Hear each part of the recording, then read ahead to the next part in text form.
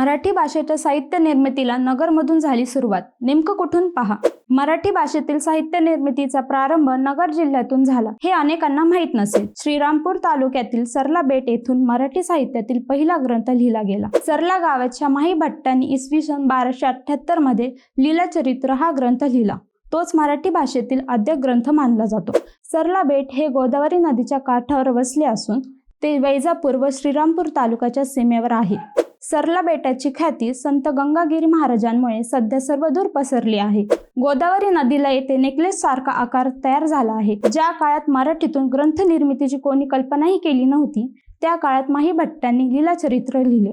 विशेष म्हणजे हा ग्रंथ इतका अपूर्व, अलौकिक, वाङ्मयी निकषावर उतरला होता. त्या ग्रंथाची ख्याती आज प्रगल्भ मराठीतही सर्वश्रेष्ठ समजला जाते. माही भट्टांचे गाव जायकवाडीच्या प्रकल्पामुळे विस्थापित झाले. या ठिकाणी फलक लावून एखादा स्मृतिस्तंभ उभारून मराठीत त्याचं स्मृती जपावे अशी मराठी साहित्यिकांची अपेक्षा आहे.